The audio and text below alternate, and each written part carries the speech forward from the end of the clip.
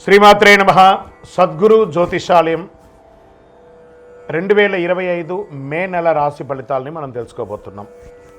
మా ఛానల్ ద్వారా చూస్తున్నటువంటి ప్రేక్షక మిత్రులందరికీ కూడా శుభాభివందనాలు. మా ఛానల్స్ బాగా చూస్తున్నారు, ధన్యవాదాలు. కానీ సబ్స్క్రైబర్స్ అనేవాళ్ళు కొంచెం తక్కువగా ఉన్నారు, కొంచెం సబ్స్క్రైబ్ చేయండి. ఈ పక్కనున్న బెల్ బటన్ కానీ మీరు కొట్టేస్తారనుకోండి, మా ఛానల్లో ఉన్నటువంటి అన్ని కార్యక్రమాలు కూడా మీకు వస్తూ ఉంటుంది, మీరు చూడొచ్చు. మీకు ఉపయోగపడే విషయాలు చెప్పడం జరుగుతుంది. కమింగ్ టు జాతకం. జాతకం అనేది పడుతున్న వర్షానికి ఒక గొడుగే కానీ జాతకం జీవితం కాదు. మేము చెప్పే ఈ రాశి ఫలితాలు గోచార గ్రహస్థితులను దృష్టిలో పెట్టుకొని చెప్తున్నాం. ఇది మీ యొక్క వ్యక్తిగత జీవితానికి ఒక 30% నుంచి 40% మాత్రమే వర్తిస్తుంది. మీరు పుట్టినప్పుడు ఉన్నటువంటి ఆ లగ్నము, ఆ నక్షత్రము, ఆ పాదాన్ని బట్టి మీ యొక్క సంపూర్ణ జాతకం అనేది తెలియబడుతుంది. ఇంకా జాతకం అంటే ప్రతి ఒక్కరికి కూడా నాకు ఉద్యోగం ఎలా ఉంటుంది, నాకు వ్యాపారం ఎలా ఉంటుంది, నాకు ఆరోగ్యం ఎలా ఉంటుంది, దాంపత్య జీవితం ఎలా ఉంటుంది, సంతానం ఉంటుందా, ఉద్యోగం వస్తుందా, వ్యాపారం బాగుంటుంది, ఇవే ఏదో టెన్షన్స్తోనే ప్రతి ఒక్కళ్ళం కూడా జీవిస్తున్నాం. దానికి ఉపశమనంగా ఈ మాస ఫలితాలని ప్రతి మాసంలో కొన్ని గ్రహాలు మారుతూ ఉంటాయి కాబట్టి ఆ గ్రహాల యొక్క గమనాన్ని దృష్టిలో పెట్టుకొని అన్ని వర్గాల వారిని దృష్టిలో పెట్టుకొని ప్రిడిక్ట్ చేయబడిందే ఈ మాస ఫలితాలు. ఇప్పుడు మనం 12 రాసుల్లో ఒక్కొక్క రాశిగా మనం చెప్పుకోబోతున్నాం.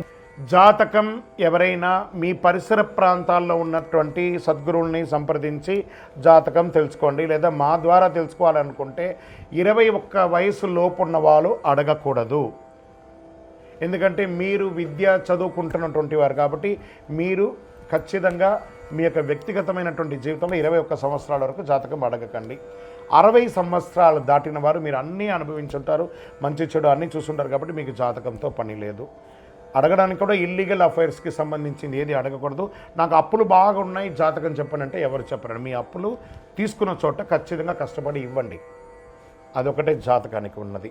శ్రీమాత్రే నమః. జ్యోతిషాస్త్రరీత్యా ద్వాదశ రాశుల్లో 11వ రాశి అయినటువంటి కుంభరాశి మిత్రులారా, మీరు ధనిష్ఠా నక్షత్రం 3, 4 పాదములు, శతభిషా నక్షత్రం 1, 2, 3, 4 పాదములు, పూర్వాభాద్ర నక్షత్రం 1, 2, 3 పాదాలకు జన్మించిన మీరు కుంభరాశి వారిగా పరిగణించబడుతున్నారు. ఈ నెల మే 2025 మీకు శుభాశుభ ఫలితాలు ఎలా ఉన్నాయి అని అంటే 7.5 శని 7.5 యొక్క ప్రభావం కొంచెం ఉంటుంది.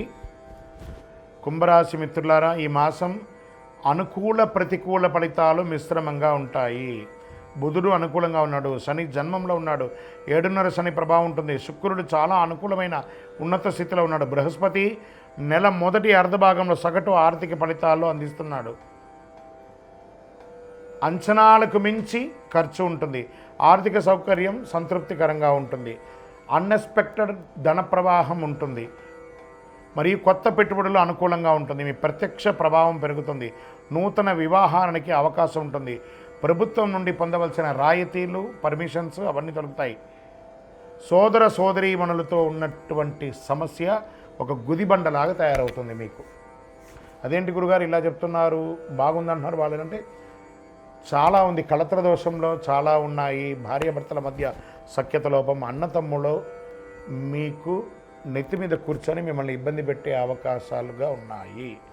జాగ్రత్త. అన్వాంటెడ్ కమిట్మెంట్స్, వాగ్దానాలంతా ఇవ్వకండి.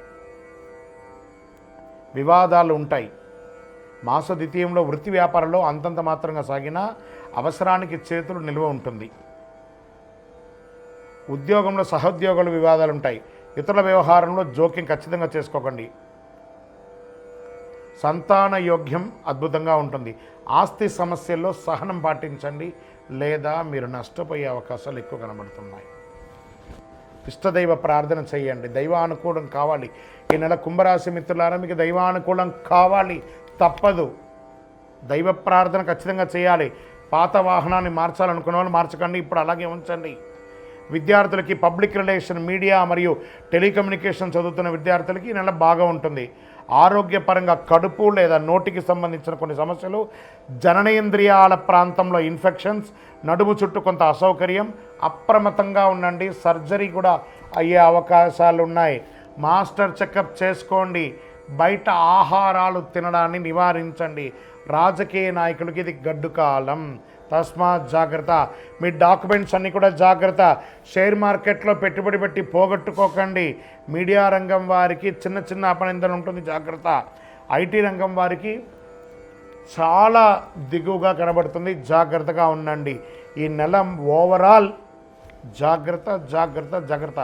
వ్యాపారం అనుకూలంగా ఉంది, డబ్బులకి లోపం లేదు. మిగతా అన్ని రంగంలోనూ జాగ్రత్త పడాల్సిన అవసరం ఉంది. బంధువర్గాల్లో నుండి క్లోజ్ వాళ్ళ దగ్గర వల్ల కూడా మీకు ఇబ్బందులు చాలా కలిగే అవకాశం ఉన్నాయి, జాగ్రత్త పడండి. గమ్ గణపతి నమః. ఎంత వీలుంటే అంత సైలెంట్గా ఉండడానికి ప్రయత్నం చేయండి. లక్కీ డేస్ మే నెల 3, 6, 11, 14 లక్కీ డేస్. అదృష్ట సంఖ్య 6, 7.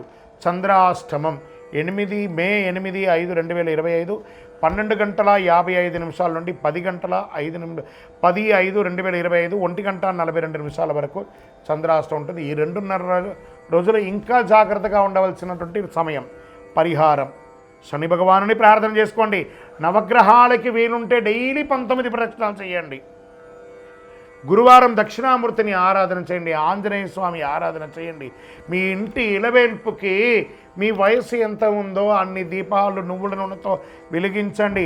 ప్రత్యేకించి 7.5 శని నడుస్తున్న మీకు ఈ కరుంగాళిమాల చాలా ఉపయోగపడుతుంది. శని యొక్క వీక్షణ తగ్గిస్తుంది, శని ప్రభావం తగ్గిస్తుంది, సకల దోషాలు తొలగుతుంది, ఆనందంగా ఉంటుంది. ఈ కరుంగాళిమాలను ధరించండి. ఇంకనూ మీ యొక్క వ్యక్తిగత జాతకానికి ఈ కింద ఉన్న నంబర్కి మీ పేరు, మీ date of birth, time of birth, place of birth రాసి మాకు వాట్సప్ చేయండి. కాల్ చేయకండి, మా అడ్మిన్స్ మీకు రెస్పాండ్ ఇస్తారు. మళ్ళీ ఒక్కసారి చెప్తున్నాను, కుంభరాశి మిత్రులారా, జాగ్రత్త జాగ్రత్త జాగ్రత్త. విజయోస్తు. 18 అవతారముల దేవాలయాన్ని బ్రహ్మశ్రీ డాక్టర్ ఎస్ చంద్రమౌళి గురుస్వామి గారు 2016 నవంబర్ 9వ తారీఖున జీవలింగేశ్వర స్వామి సన్నిధానం జీవకోణ తిరుపతిలో నిర్మించి సమాజానికి అంకితం ఇచ్చారు. ఇది చాలా గొప్ప క్షేత్రం అండి, ప్రపంచంలో ఎక్కడా లేదు. అయ్యప్ప స్వామికి 18 అవతారాలు. అతి త్వరలో అదే దేవాలయంలో 27 నక్షత్రాలకు, అశ్విని పర్యంతం మీనం వరకు, మన రేవతి వరకు, అభిజిత్ నక్షత్రం వరకు 28 నక్షత్రాలకి ఒక దేవాలయం కట్టబోతున్నాం. ఇంకనూ 54 అడుగుల శనీశ్వర భగవానుని ప్రతిష్ఠ చేయబోతున్నాం.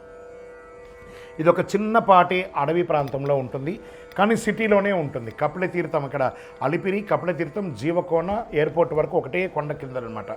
ఈ జీవలింగేశ్వర స్వామి సన్నిధానంలో 300 రోజులు నీళ్లు పడుతూ ఉంటుంది శివుడి మీద. అలాంటి అద్భుతమైనటువంటి క్షేత్రంలో మీరు తిరుపతికి వచ్చినప్పుడు రైల్వే స్టేషన్ బస్టాండ్ నుండి 3 కిలోమీటర్, ఎయిర్పోర్ట్ నుండి 9 కిలోమీటర్ దూరంలో మన దేవాలయం ఉంటుంది. ఉదయం 6 గంటల నుంచి 11 గంటల వరకు, సాయంత్రం 5 నుంచి 8 గంటల వరకు దర్శనం ఉంటుంది. ఖచ్చితంగా మీ యొక్క తిరుపతి దర్శనంలో ఒక భాగంగా ఈ దేవాలయాన్ని దర్శనం చేసుకోండి. బ్రహ్మశ్రీ డాక్టర్ చంద్రమౌళి గురుస్వామి గారి యొక్క ప్రయత్నంలో మీరు కూడా వచ్చి దర్శనం చేసి అనుభూతి పొంది అనుగ్రహం పొందండి. విజయోస్తు.